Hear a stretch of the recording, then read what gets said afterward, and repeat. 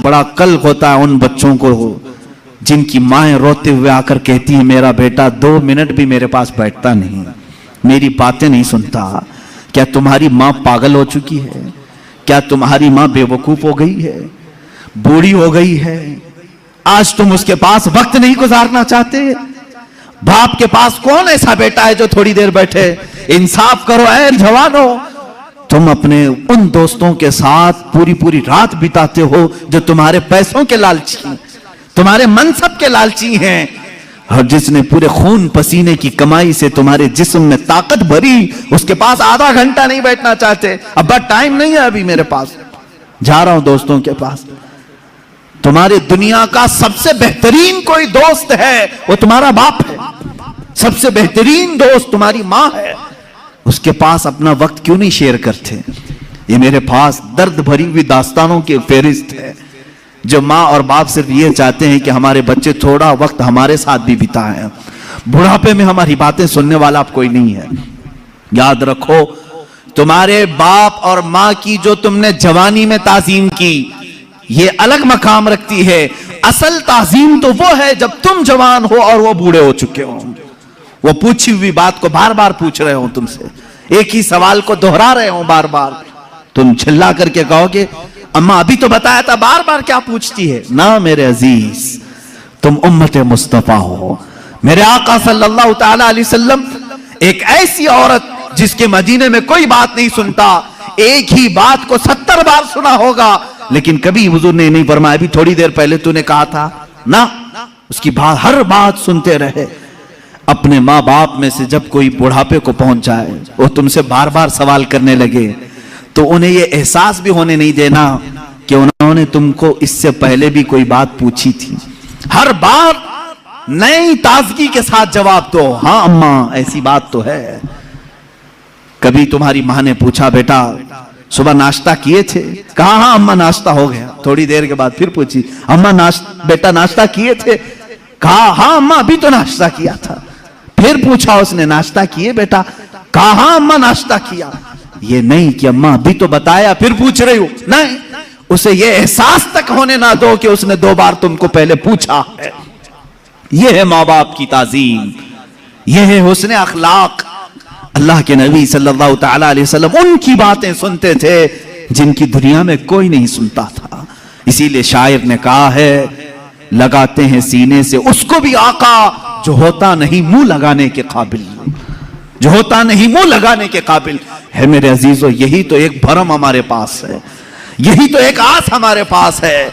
आज हमारी कोई सुनता है तो सिर्फ मुस्तफा करीम का दरबार है, मेरे आका सल्लल्लाहु तआला अलैहि वसल्लम। ये आस बढ़ जाती है, हमारी उम्मीदें बढ़ जाती हैं कि हमारी अगर दुनिया में आज कोई नहीं सुन रहा, इंशाअल्लाह एक दिन मदीने पहुंचकर सब सुनाएंगे, सब सुनाएंगे। मेरे आका सल्लल्लाहु तआला अलैहि वसल्लम धुतकारेंगे भी नहीं, इनकारेंगे भी नहीं, सुनेंगे पूरी बातें। यहां तक कि अल्लाह के नबी सल्लल्लाहु तआला अलैहि वसल्लम के पास लोग आते अपनी दर्द की दास्तानें सुनाने के लिए। कभी आपने महसूस किया कि मेरी जिंदगी ऐसी तो बन जाए, कोई मेरे पास आकर के अपने गम को सुना ले? मैं अपनी तारीफ नहीं करता, कभी कभार मेरे पास ऐसा होता है, लिखने में बैठा हूं, पढ़ने में मसरूफ हूं, कोई दर्द के मारे हुए लोग या कोई खातून, औरतें जब बात करती हैं तो बहुत ज्यादा बात करती हैं।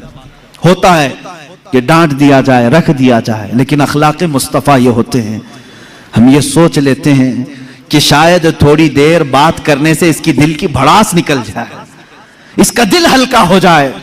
अगर अल्लाह ने मुझे जरिया बना लिया तो ये भी उसका इनाम है।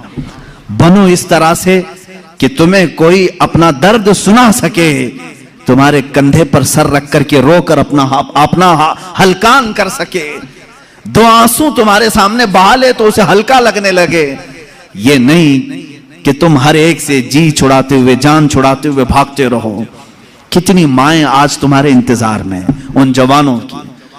मैंने शायद इसे कबल भी कहा हो अपनी तकरीरों में, फिर मैं आज दोहराता हूं। एक नौजवान है, आज भी मैं बच्चों से कहता हूं वक्त को गनीमत जानो। मेरे अजीज बच्चों, जो अल्लाह ने तुम्हें माँ बाप की दौलत से नवाजा है, ये दोबारा नहीं मिलते। एक बार इनका जनाजा निकल जाता है तो दुनिया में अंधेरा छा जाता है। फिर दोबारा बाप की जैसी कोई छत भी नहीं मिलती और माँ की जैसा कोई साया भी नहीं मिलता। याद रखना हमेशा। एक नौजवान को मैंने देखा था, वो बड़ा अय्याश तबीयत का था, मां बेवा है, बहुत पहले ही शौहर का इंतकाल हो गया था, बच्चा सिर्फ 4 साल का था या छोटा सा था। जब से वो घरों के काम कर करके अपने बच्चे को पालती थी, जवान हुआ तो औबाशों की सोहबत में लग गया, बदमाशों की सोहबत में आ गया। मां को अब इससे बड़ा धचका और क्या लगे।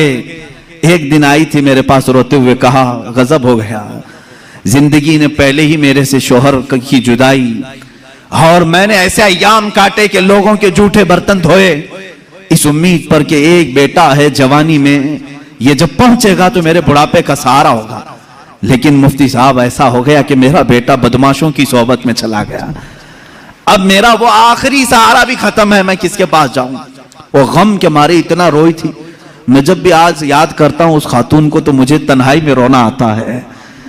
मैं जितनी कोशिश हो सकी, मैं कोई बहुत बड़ा मुअस्सिर आदमी नहीं हूं, एक छोटा तालिब इल्म, सोचा कि उस नौजवान बच्चे को बुलाऊं, उसके साथ मैंने थोड़ा वक्त गुजारा, उसे समझाया तेरी माँ की कदर और कीमत क्या है। वो एक बेवा है, एक बेवा है, वो 4 औरतों के साथ बैठने में शर्म करती है। क्या तू अपनी माँ के साथ वक्त नहीं बिताता? दुनिया में तेरे दोस्त होंगे, तुझे दोस्त छोड़ करके जाएं तो तुझे कितनी तकलीफ होती है। तू सोच अपनी माँ को, उसके तो कोई दोस्त नहीं, और उसका बेटा भी उसको रात अकेला छोड़कर जाता है। वो रोया मेरे पास, कहा कि हजरत मैं वादा करता हूं अपनी माँ के लिए मैं काम करूंगा। मैंने समझाया, दूसरे दिन कहा मैं नौकरी के लिए तलाश में चलता हूं। मुझे वो बात आज भी याद है, तकरीबन 6-7 साल हो गए होंगे। वो नौजवान है अभी भी, वो सुनता भी होगा। उसने कहा अम्मा से मैं कहता हूं मैं नौकरी करता हूं। माँ उस दिन बड़ी खुश हुई, कहा हजरत आपने मेरे बच्चे को सीधे रास्ते पर लाने में बड़ी मेरी मदद की है। बस जिंदगी की एक ही ख्वाहिश रह गई है कि मैं अपने बेटे की कमाई खा लूं। मेरा बेटा कमा करके लाया हो, मैं वो खा लूं।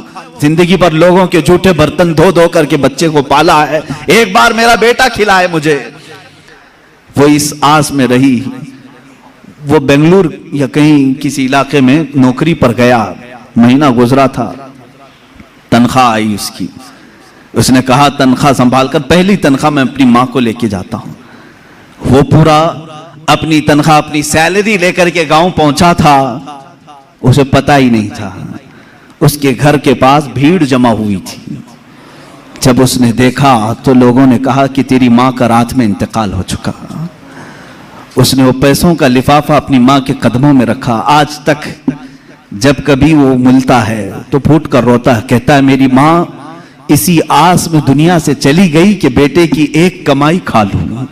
लेकिन मुझसे ज्यादा बदनसीब कौन है इस दुनिया में, जो माँ के कमाए हुए जूठे बर्तन को धोए हुए कमाई तो खा लिया, अपने हाथों का एक लुकमा में अपनी बेवा माँ को खिला नहीं सका।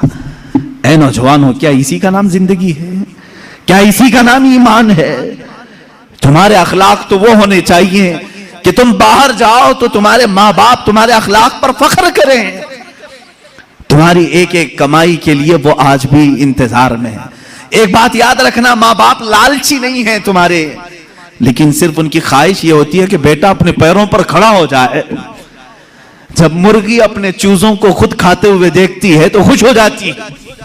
पहले चोंच से दाने तोड़ तोड़ के खिलाती रहती है, लेकिन जब बच्चे खाने के लायक हो जाते हैं तो खुश होती है।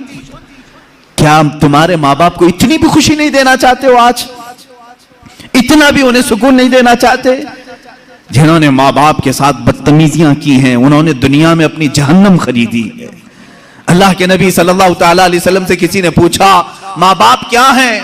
हुजूर ने फरमाया वो तेरी जन्नत भी है, तेरी दोज़ख भी है। वो तेरी जन्नत भी है, तेरी दोज़ख भी है।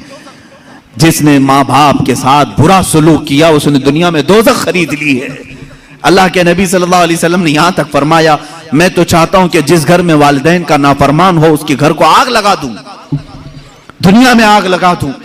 यह बात यहां से निकली थी कि तुम उम्मत मुस्तफा हो। मेरे अखलाक, मेरे आका के अखलाक तो ये थे। आम खातून जो दुनिया की है, मदीने की गलियों में बूढ़ी औरत है, फटे कपड़े हैं, उलझे बाल हैं, उसकी बात सुनने के लिए पूरे कायनात का आका खड़ा हो सकता है। तो है मेरे अजीज, तुम अपनी मां के लिए थोड़ा सा वक्त नहीं निकाल सकते? अपनी माओं के पास वक्त गुजारो। मैं समझता हूं दुनिया का अजीम वक्त है, दुनिया का अजीम वक्त है। मैं भी आज अपनी डायरी में मैंने लिखा है, मैंने बहुत सारी जगहों पर तालीम हासिल की है, मदरसों में पढ़ा हूं, हिफ्ज़ कुरान हुआ है, आलिम पढ़े हैं या मुफ्ती कोर्स किए हैं, जहां जहां वक्त गुजारे हैं। लेकिन मैंने महसूस किया है मेरी जिंदगी का सबसे कीमती वक्त वो है जब मेरे बाप बीमार थे और मैं उनके कदमों में बैठा रहा हूं, उनकी आखिरी नसीहतें सुन रहा हूं। उससे बेहतर वक्त हमारी जिंदगी में नहीं आया। एक मेरे उस्ताद गिरामी, मुर्शिद गिरामी के पास गुजारा हुआ वक्त, वो मेरी जिंदगी का लुब्बे लुबाब है, हासिल कलाम है। मैं समझता हूं मेरी नजात का कोई जरिया है तो यही दो वक्त है। बाकी तो मैंने भी दुनिया में कोई अच्छा काम नहीं किया। लेकिन मेरे अजीजों, याद रखो, तुम्हारे पास, तुम्हारे वालिदैन के पास गुजारा हुआ थोड़ा वक्त तो होनी चाहिए। खुश करो उन औलाद, उन वालिदैन को। और ये भी याद रखना, आज वो तुम्हारे वालिदैन हैं, कल तुम किसी और के वालिदैन बनने वाले हो। कल तुम भी बाप बनोगे, तुम्हारे सामने भी तुम्हारे बच्चे आएंगे और तुम उस वक्त दर्द की सिसकियां लेते रहोगे। सोचोगे मेरा बेटा जवाब दे रहा है, कितना बुरा लग रहा है। उस वक्त एहसास होगा जब मैंने मां को ताना मारा था तो मेरी मां का कलेजा क्या हुआ होगा। आज मेरा बेटा मुझे उल्टा जवाब देता है तो मैं टूट जाता हूं। मैंने तो बाप को इससे भी सख्त जुमले कहे थे, मेरा बाप कितना टूटा होगा। उस दिन तुम्हें एहसास होगा, उस दिन तुम्हें ख्याल आएगा। इसलिए अपने इन अखलाक आली को आज अपनी जिंदगी में ले आओ।